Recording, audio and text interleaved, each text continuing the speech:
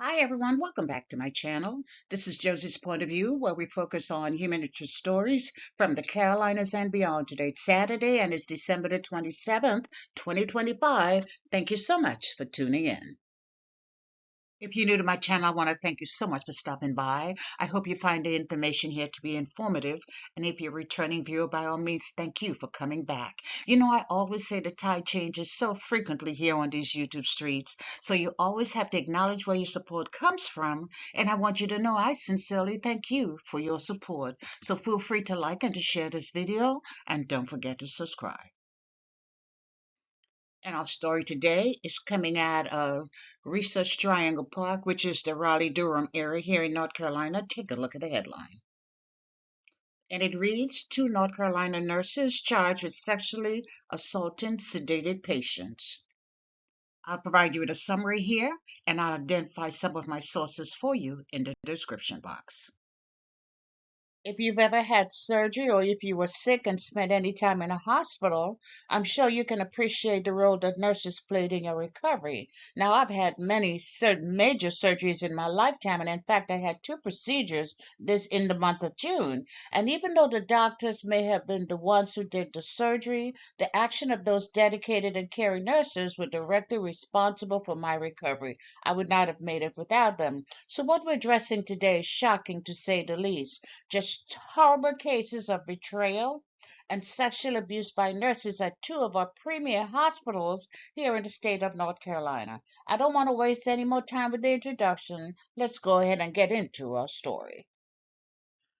The first set of events took place at UNC Rex Hospital, a 600-plus bed healthcare facility located in Raleigh. Rex is considered to be one of the top tiers of all hospitals in the United States and one that is consistently rated a 5-star for performance and patient satisfaction. So it was a bit shocking to read the news earlier this month that a nurse had been arrested and charged with multiple counts of sexual assault against a patient. And the accused is 28-year-old Brian Alvarez Ortiz, a Mexican citizen and a U.S. permanent resident who's also a registered nurse. And he was hired by UNC Rex Hospital back in 2019. Now, we should make it clear that Mr. Alvarez Ortiz is still new to the nursing profession. He did not start out as a registered nurse at that hospital.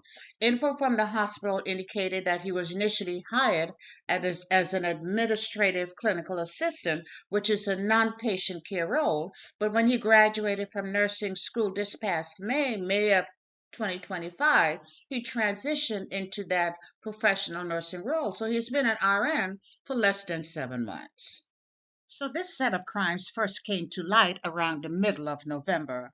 A patient reported to a day shift nurse that while he was coming out of sedation, Mr. Alvarez Ortiz, his nurse, had removed his urinary catheter and had sexually assaulted him. And if you don't know what a urinary catheter is, it's a rubber tube inserted into the bladder. It's attached to a bag for the collection of urine on the outside. Very common in early surgical patients. And the hospital did exactly what you would expect them to do. They immediately contacted the Raleigh Police Department and requested an investigation. And during that investigation, Raleigh PD discovered another patient who had similar complaints.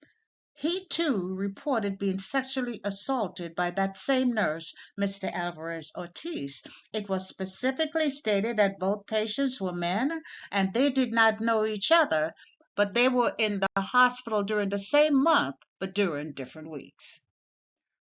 It was confirmed that the victims were still under the effects of anesthesia and were described as being incapacitated at the time they were violated. And of course, the district attorney got involved, and the DA summarized that Alvarez confined those patients without their consent for the purpose of terrorizing them, and then he sexually assaulted. So on December the 10th, Alvarez Ortiz was taken into custody at his home in Gifford County, and he was charged as follows: 4 counts of sexual contact under context of medical treatment, second-degree forcible sex offense, 4 counts of first-degree kidnapping, and 4 counts of sexual battery. The following day, which was December the 11th, he did appear before a judge for a bond hearing, and bond was denied. And once the initial complaints were confirmed, the hospital wanted to make it easier for other potential victims to come forward. So they went ahead and they set up a private line where people could call and share their concerns. And the same day as that court appearance, which was December the 11th, another patient came forward with similar concerns of abuse, but from the previous month, now was the month of October. And by the way, all patients were realized being told that whatever was being done to them was medically necessary. So more charges were added. And by the way, you can tell by the charges that whatever happened to the patients, it happened to them more than one time. So he now had two additional counts of first-degree kidnapping, two additional counts of sexual contact under context of medical care, second-degree forcible sex offense, and two additional counts of sexual battery. And again, bond was denied, and his next court appearance is December the 31st. So, as of today, this is the action that we know has been taken. One, he's been charged. He has no bond. We know that he was fired by the hospital. We know that the North Carolina Board of Nurse Examiners or the North Carolina State Board, they have suspended his RN license. And we also know that because he's in the country on a permanent residency status, there is a possibility that other agencies might be involved. But we'll probably have to wait until his next court appearance on the 31st of December to see if there are additional action that has been taken. And for the next case, we move on to Duke University Hospital. Definitely one of my favorites, if I'm allowed to say that. I love them. They treat me well. And I can tell you they are consistently ranked among the best for advanced treatment for numerous specialties as well as for research. I would do anything in my power not to have to say anything negative about Duke, but I'm reporting the news. And just a few days before Christmas, on December 23rd, we learned that a Duke Health nurse had been arrested for sex crimes against patients. And our suspect is 39-year-old Jomil Tugado, a registered nurse who had been working with the Duke Health since July of 2023. Well, he was arrested and charged with engaging in sexual acts with two patients when they were incapacitated, i.e., they were under the influence of anesthesia or some type of pain medication. Now, it is unclear how investigators became aware of this case, but keep in mind it came to light around the same time with the incident at UNC Rex, where you had another registered nurse and three victims. But what we do know is that the first alleged incident with a patient took place in May of this year, and the second reported case was earlier this month, yes, this month in December, and he was arrested and charged as follows. Two felony counts of sexual contact / penetration under the pretext of medical treatment, sex acts by a government or private institution employee, as well as two counts of misdemeanor sexual battery. And specific actions have been taken by Duke Health, as well as the regulating body, the North Carolina Board of Nursing, in order to ensure the safety of other patients. First, he was removed from patient care on December the 7th and placed on administrative leave, and that's by Duke Health. And around the same time, the Board of Nursing, which governs the licensure of all professional registered nurses, they have since suspended his license, and when he appeared in court for his first bond hearing, bond was denied, and his next court date is scheduled for January the 7th, 2026. And of course, Duke Health has issued a statement reinforcing their commitment to patient safety and saying that they have a zero tolerance policy for this type of behavior. They also stated they had established a hotline for patients to call, and they're asking if anyone has ever witnessed any type of inappropriate behavior or were the subject of such treatment, they should contact the hospital immediately. Now, as far as what's the next step, it was revealed at his first court appearance that he does have a court-appointed lawyer, and his next court date is January the 7th, and we'll probably have to wait until then. This case came to light just a few days before Christmas, just a few days ago, really. So not a lot of information is currently available, but I'm sure within the next couple of weeks we'll find out a little bit more about this case.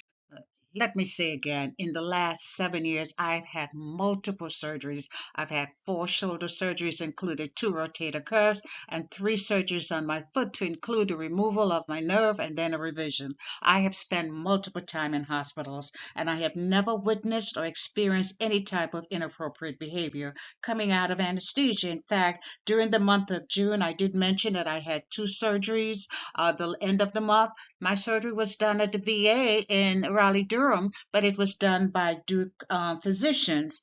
And I remember my recovery room nurse was a male, and he was simply awesome.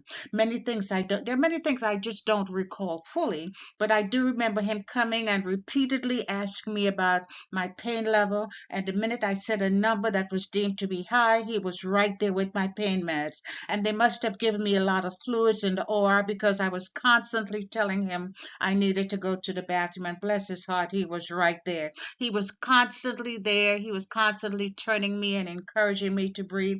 What an awesome health professional. And back on the same day ward, I wanted to sleep off the medication, and it was a male nurse who had the courage to come to my room and say nicely but firmly, "You've been sleeping for several hours now. You really need to get up and walk. It's important to your recovery." And I got up and stepped out of that room, and I remember him calling out at me and encouraged me as I walked the hallways a few times. Then I returned to the room. He gave me my pain meds and he left me alone, but he came back and he kept checking on me. I guess he wanted to make sure I was breathing. Now, male nurses weren't the only people that took care of me, but I'm mentioning this because we're talking about male nurses today.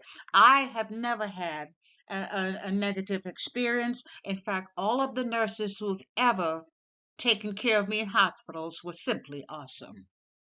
But if you were to ask me honestly, do I believe that these are simply isolated cases of abuse? I would say probably not. They're probably isolated at the 2 hospitals mentioned here. But if you ask me whether there may be other revelations at other hospitals in our area within the coming year, unfortunately, I would have to say probably so. You see, because one thing I've learned is where there is smoke, there's fire. And maybe this is just a season of revelation. If you notice in the news, there are a lot of revelations coming forward about abuse in healthcare in other states and other locations. So I would be naive to think that here in North Carolina we are immune in any way. So I'll try to stay on top of this topic, and I'll try to address it more in the coming year. And that's all I have for you right now, but feel free to leave me a comment below and let me know what you think about this video. And by all means, feel free to like it and to share it. And if you haven't done so already, I want to invite you to subscribe to my channel by clicking on that red subscribe button. It's on the bottom right-hand corner of your screen. And if you click on the bell that looks like just like this one, that's the notification bell. If you click on that notification bell, you'll be the first to know whenever a new video is uploaded. I thank you for watching, and I'll talk to you soon. Bye.